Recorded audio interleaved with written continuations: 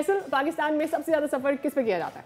उर्दू वाला सफर के इंग्लिश वाला सफर? Hi Faisal, please don't discuss about अंग्रेजी वाला सफर, टेल मी अबाउट उर्दू वाला सफर। वाह सादिया, वैसे तो सब सवारियां ही गरीब की पहुंच से हैं बाहर, लेकिन फिर भी मुझे लगता है कि सबसे ज्यादा होता है बाइक का सफर। जी फैसल, क्या आपको अब ये पता है कि ऑन एवरेज एक बाइकर लेट्स से कितना सफर करता है? लगभग 50 किलोमीटर। अब ये बताइए कि अगर एक बंदा 1.5 किलोमीटर 1.5 लीटर भी कर रहा है तो वो लगभग 500 तो महीने का एक दिन का खर्च कर लेता होगा, तो महीनों में तो ये बहुत ज्यादा होता होगा। यानी कि एक दिन में 500, महीने का लगभग 13-14 हजार, यानी जो 40,000 भी कमा रहा है उसकी तनख्वाह का 35%। अब वो क्या करेगा?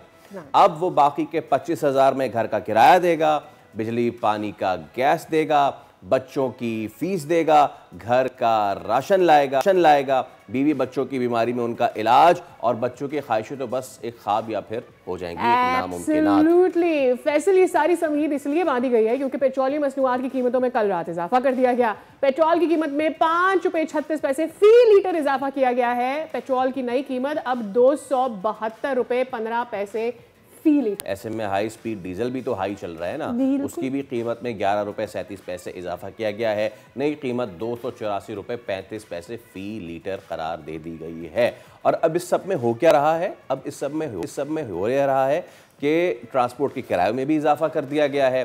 इंटरसिटी इंटर प्रोविंस जो बसें हैं उनके किराए में भी इजाफा कर दिया गया है।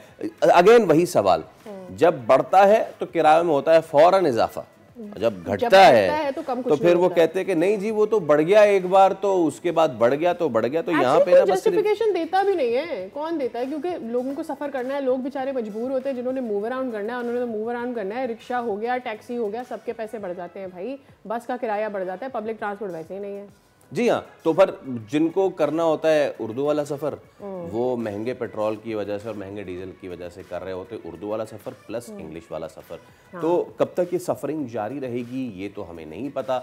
हाँ ये ज़रूर पता है कि अवाम जो है वो बहुत नाला है। अवाम ने एक मरतबा फिर हमेशा की तरह ये कह दिया है कि भाई खुदा का वास्ता हमारी जो जाने अजाब हैं इस पेट्रोल के इंक्रीज़ से, प्लीज़ इस पर कुछ नज़रसानी करें। होपफुली अल्लाह करे, खुदा करे, सुबह सुबह हम इस उम्मीद के साथ शो का आगाज़ कर रहे हैं कि अल्लाह करे कि ये हाँ दुआ कर लें, दुआ के हाथ डालें कि अल्लाह करे आने वाले अगले 15 दिन में ये मज़ीद बढ़े नहीं। मैं दुआ करने जा रहा था कि ये कम हो जाए, लेकिन फिर मैं रुक गया और मैंने कहा कि यार कम का तो नहीं पता। अब फैसल ये सोच रहे हैं कि अल्लाह से भी मैं पॉसिबिलिटीज से मांगू।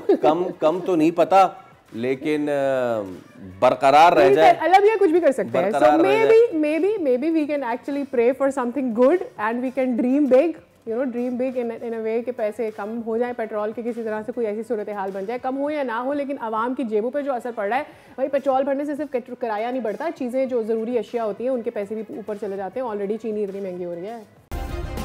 सब्सक्राइब करें और बेल दबाएं ताकि कोई खबर रह न जाए।